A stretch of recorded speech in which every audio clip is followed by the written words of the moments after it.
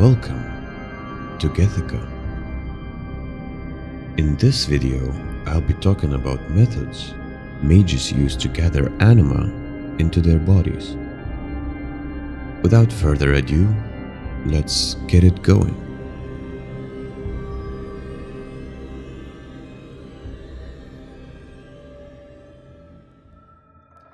In order for mages to use spells, they first have to have some anima stored inside their bodies.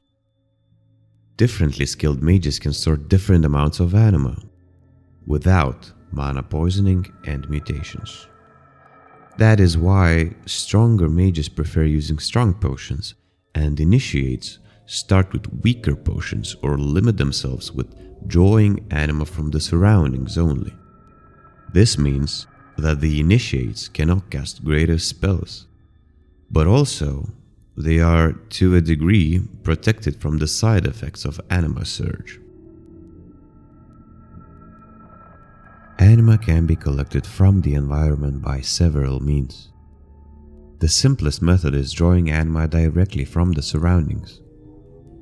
This is also the safest method, as a person cannot draw great quantities of anima without additional help, which prevents anima surges and mutations. Highly skilled or more nature-inclined mages can draw higher doses of anima than their counterparts. However, this method also prevents casting greater spells, as the amount of anima is simply too small. It is also the most inefficient method, as it takes too much time and effort for the amount. Adept mages teach themselves to draw anima subconsciously during casual, everyday activities.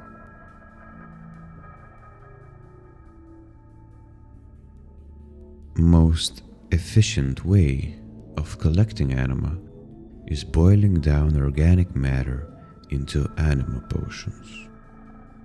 Potions made from animals prone to anima absorption are stronger than the ones boiled down from plants or mushrooms, but they also have stronger side effects. That is why lesser mages prefer using the plant-based ones, as the side effects are easier to deal with. After all, lesser mages couldn't really use the animal-made potions to their fullest before succumbing to the unpredictable effects of anima surge.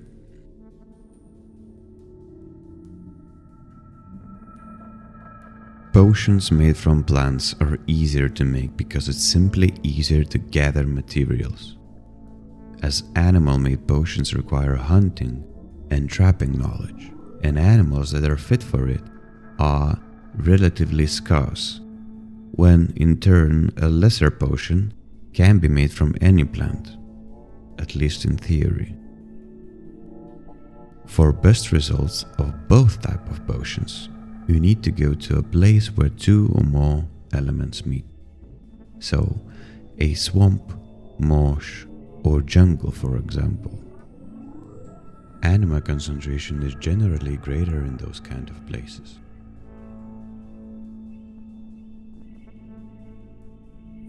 Another method of obtaining anima is by directly ingesting organic material. This method is far less efficient and is used only in rare, critical occasions. Ingesting untreated organic matter poses risk of ingesting all sorts of bacteria and parasites, which might lead to sickness. And treating the meat or plants requires special knowledge, otherwise the anima gathered might evaporate during the boiling process.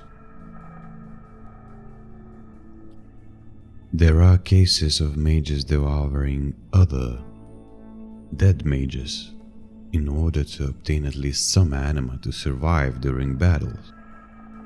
In fact, it's not uncommon at all. In the heat of the battle, finding an anima potion might be impossible, and getting sick is a better alternative than getting killed.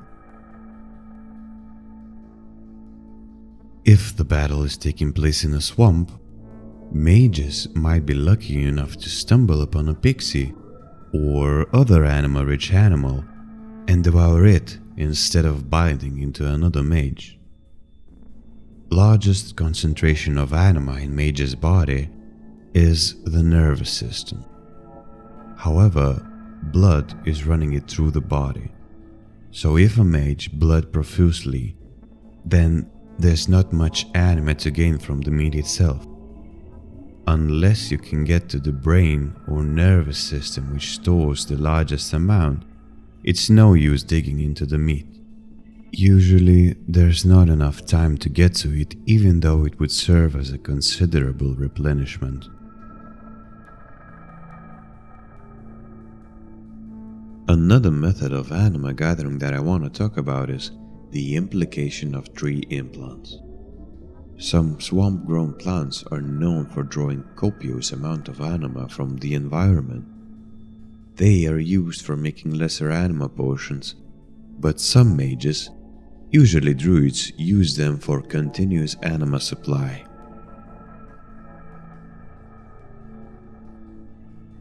They achieve this by carefully grafting the skin and putting the roots of the plant under it, sometimes deep into the muscle, then sewing it into place. It is usually placed on the back as it is the largest canvas, but it's not a rule per se. It also depends on which kind of tree or other plant is implanted.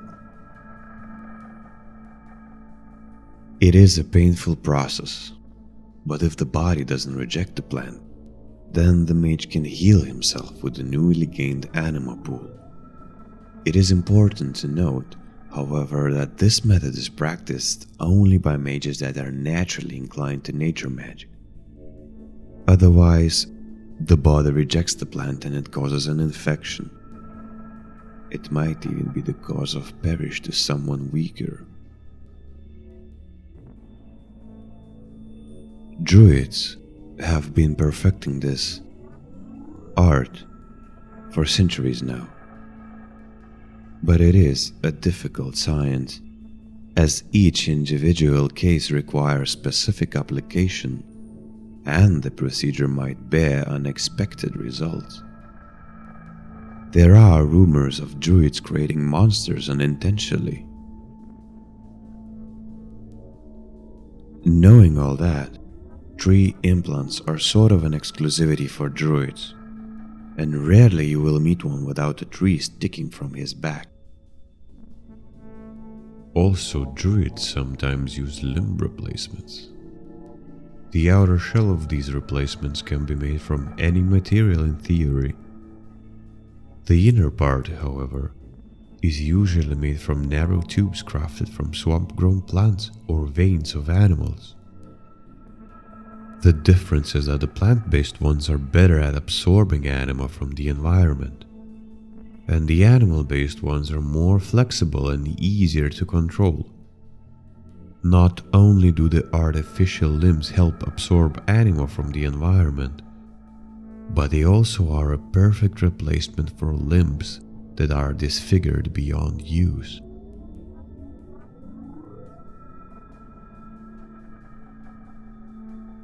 That is it for this video. If you like this world building project and would like to know more about it, subscribe. If you'd like to know more about a specific topic, don't be shy and leave a comment. Thank you and goodbye.